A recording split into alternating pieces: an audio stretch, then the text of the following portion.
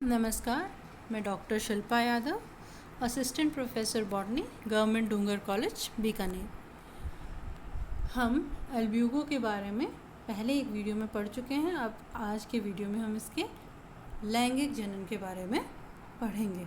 अब तक हम जानते हैं कि जो एल्ब्यूगो है वो एक ब्रांच्ड एसेप्टेट सिनोसिटिक माइसीलियम के द्वारा बना हुआ वेजिटेटिव स्ट्रक्चर इसका इस प्रकार का है और इसके अंदर पोषण प्राप्त करने का तरीका है चूषकांग या हॉस्टोरिया, एक नॉब शेप्ड या नॉस्टोरिया ये बनाता है।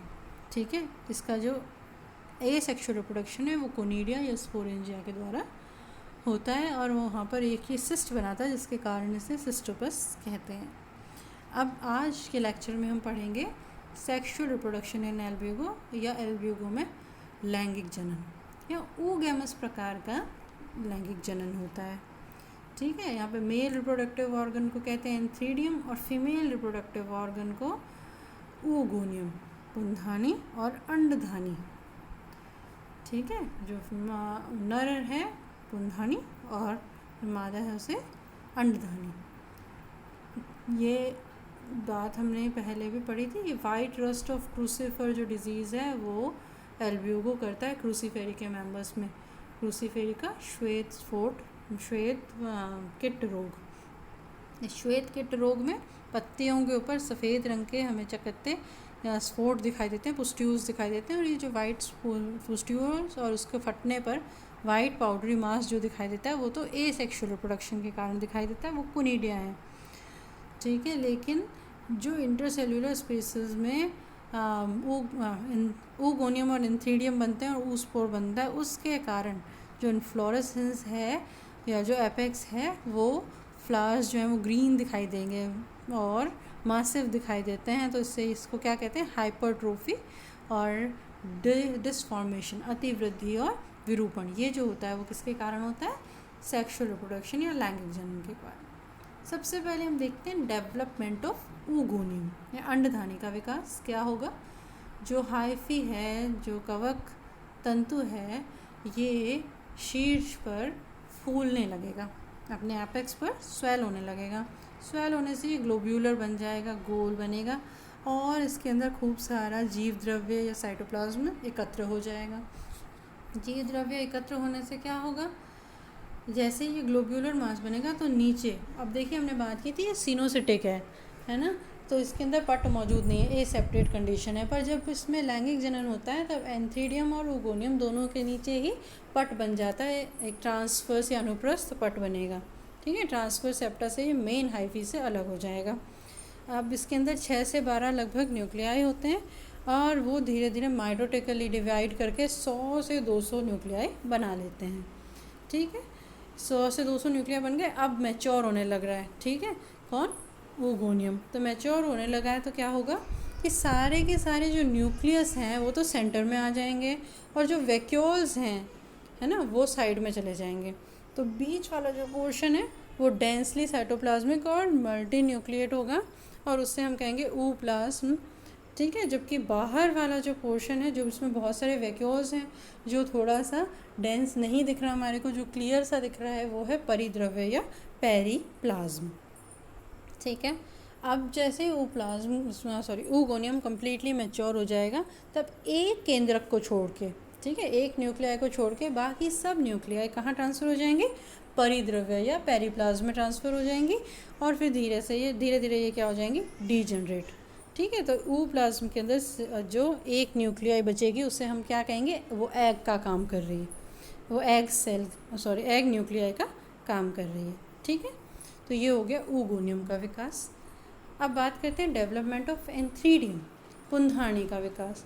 जहाँ पर oogoनियम बना है उसी के पास में जो हाइफी है उसके पास में वहाँ पर वापस क्या होगा, साइटोप्लाज्म एकत्र होने लगेगा और साइटोप्लाज्म के एकत्र होने के बाद जैसे ही फूलने लगेगा उसके नीचे एक अनुप्रस्थ काट बन जाएगा, ट्रांसफर सेप्टा बन जाएगा और ये ट्रांसफर सेप्टा जो बनते ही जो एंथ्रीडियम की टिप जो बनी है वो मेन हाइफी से या वेजिटेटिव हाइफी से अलग हो जाएगी। अब वो कैसी आकृति लेगी, वो लंबी इलोंगेटेड क्लब शेप मुद्राकार और मल्टी न्यूक्लिएट 6 से 12 न्यूक्लियस इसमें मौजूद होते हैं, ऐसा एंथीडियम बना लेगी। कहाँ पर? बिल्कुल ओगोनियम के पास में। जैसे ही वो मैच्योर होएगी, ठीक है, तब इस पुंधानी के अंदर सिर्फ एक ही फंक्शनल मेल न्यूक्लिया या नर केंद्रक बचेगा और बाकी जो हैं वो सारे के सारे क्या हो जाएंगे? डीजनरेट हो जाएंगे। ठीक है, ये बन गया आपका मैच्योर एंथीडियम। दोनों के बनने के बाद अब क्या होगा? निषेचन। निषेचन यहाँ पर गैमेटेंजियल कॉन्टैक्ट के द्वारा होता है। गैमेटेंजियल कॉन्टैक्ट में क्या होता है? अब भाई ये होगा कि वहाँ पे फर्टिलाइजेशन ट्यूब बनती है ना, निषेचन नलिका। तो क्या होगा? जहाँ पर एंथीडियम और ओगोनियम, जहाँ पर भी पुंधानी और अंडधानी एक दूसरे से टच होंगी, वहाँ पर उनकी कोशिका भित्ति जो होगी वो पतली हो जाएगी, थिन हो जाएगी। सेल वॉल क्या हो जाएगी? इन दोनों की थिन हो जाएगी। थिन होते ही एंथीडियम क्या बनाएगा? निषेचन नलिका या फर्टिलाइजेशन ट्यूब। पुंधानी एक फर्टिलाइजेशन ट्यूब बनाएगी। ये निषेचन नलिका ओगोनियम की वॉल, अंडधानी की भित्ति और परिद्रव्य पेरिप्लाज्म दोनों को पार करते हुए कहाँ पहुँचेगी? ऊप्लाज्म तक पहुँचेगी। ठीक है, अंडद्रव्य तक जब वो पहुँचेगी तो उस समय वहाँ पर वो साइटोप्लाज्म कैसा हो जाएगा? ग्रैन्युलर हो जाएगा। ठीक है, ग्रैन्युलर जो साइटोप्लाज्म हो जाएगा, ग्रैन्युलर जो साइटोप्लाज्म है वो क्या सा बन जाएगा? एक मास लाइक बन जाएगा। ठीक है, और जैसे ही मास लाइक बनेगा तब उसे हम कहते हैं सीनोसेंट्रम। सीनोसेंट्रम के पास आकर निषेचन नलिका फट जाएगी और नर केंद्रक को मुक्त कर देगी।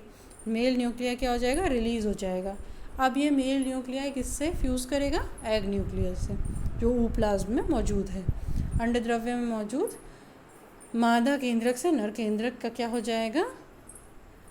फर्टिलाइजेशन या निषेचन हो जाएगा।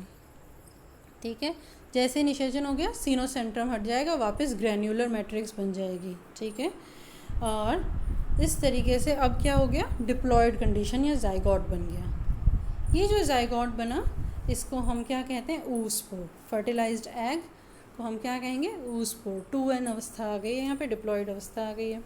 ये जो oospore है ये अपने चारों तरफ एक भित्ति बनाएगा।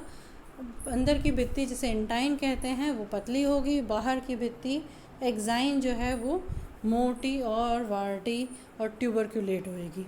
ठीक है, अब oospore जो कि कैसा है? 2n अवस्था में, जबकि वेजिटेटिव स्टेज ऑफ फंगस या कायिक अवस्था में कवक कैसा है? हैप्लॉइड होता है। तो सबसे पहला डिवीजन होगा मियोटिक, अर्धसूत्री विभाजन, और अर्धसूत्री विभाजन के बाद कई माइटोटिक विभाजन या समसूत्री विभाजन होंगे। कब तक? जब तक कि 32 केंद्रक ना बन जाएं, ना 32 न्यूक्लियाई नहीं बन जाते। 32 न्यूक्लियाई बनने के बाद ये जो oospore है ये रेस्टिंग अवस्था में चला जाता है, विश्रामावस्था में चला जाता है, रेस्टिंग स्टेज में पहुंच जाता है। अब क्या होगा? जब उसे सही परिस्थिति या अनुकूल परिस्थिति या फेवरेबल कंडीशन मिलेगी या स्प्रिंग आएगी, उस अवस्था में क्या होगा? ये oospore जितने 32 न्यूक्लियस है ना, उन सारे 32 केंद्रकों के बाहर खंड बना लेगी, यूनिन्यूक्लिएट, एक केंद्र की खंड बनाएगी। प्रत्येक जो खंड है वो अपना रूपांतरण कर लेंगे, मेटामॉर्फोसिस होगा। किसमें? एक रेनिफॉर्म बायफ्लैजिलेट ज़ूस्पोर में। ठीक है, कैसा होगा? द्विकशाभिक चल बीजाणु बनाएगी। कशाभिकाएँ वापस एक टेंसल और एक विप्लैश। ठीक है, वो एंटीरियर और एक पोस्टीरियर, एक टेंसल एक विप्लैश, दो अलग अलग तरीके की कशाभिकाएँ मौजूद होंगी। किसमें? एक रेनिफॉर्म ज़ूस्पोर या चल बीजाणु में। ठीक है, जैसे ही यहाँ पर चल बीजाणु बनेंगे, इस अवस्था में जो एक्साइन है या जो बाहरी भित्ति है वो पानी एब्जॉर्ब करके फट जाएगी और इंटाइन बाहर आ जाएगी। इंटाइन, ये भीतरी जो पतली भित्ति थी वो बाहर आ जाएगी और बाहर आके एक गोल स्फेरिकल वेसिकल बना लेगी। ठीक है, ये जो स्फेरिकल वेसिकल बनेगा इसके अंदर सारे के सारे ज़ूस्पोर, कितने ज़ूस्पोर हैं? 32 ज़ूस्पोर्स क्या हो जाएंगे? 32 ज़ूस्पोर बाहर आएंगे और बाहर आने के बाद ये जो वेसिकल है ये डीजनरेट हो जाएगा, ये गल जाएगा और इसके गलते ही सारे के सारे ज़ूस्पोर जो हैं वो क्या हो जाएंगे? बाहर आ जाएंगे। ये ज़ूस्पोर जब सूटेबल होस्ट पे पहुँचेंगे या क्रूसीफेरी के किसी मेंबर के पत्ती पे पहुंचेंगे जहाँ पर स्टोमेटा मौजूद है, तो वहाँ पहुँचते ही ये क्या करेंगे, अपनी दोनों फ्लैजिला को डीजनरेट कर लेंगे या डिसअपीयर हो जाएंगे। इनके फ्लैजिला का शाबिका इनकी डिसअपीयर होंगी और ये बना लेंगे एक जनन नलिका, जर्म ट्यूब। और ये जर्म ट्यूब क्या करेगी, ये जर्म ट्यूब प्रवेश करेगी होस्ट टिश्यू में परपोषी के उत्तक में, और उत्तक में पहुंचकर फिर से बना लेगी वहाँ पर एक माइसीलियम तैयार कर लेगी और फिर से अपनी साइकिल को स्टार्ट कर देगी। तो ये चित्र देखिए आप, एक फूला हुआ ग्लोब्यूल फीमेल ब्रांच, उसके पास में ही एक मेल ब्रांच। यंग ओगोनियम में देखिए इसमें सारे केंद्रक और वेसिकल्स ऐसे ही मौजूद हैं। फिर बाद में क्या हो रहा है, देखिए बीच में पेरिप्लाज्म और बाहर ओप्लाज्म बन रहा है, और बीच में ओप्लाज्म और बाहर पेरिप्लाज्म बनता है। अब ये एंथ्रीडियम जो है इसने फर्टिलाइजेशन ट्यूब बनाई है और वैसे बीच में आप कोई ओप्लाज्म और ये सीनोसेंट्रम बन जाता है, बाहर एक पेरिप्लाज्म रह जाता है।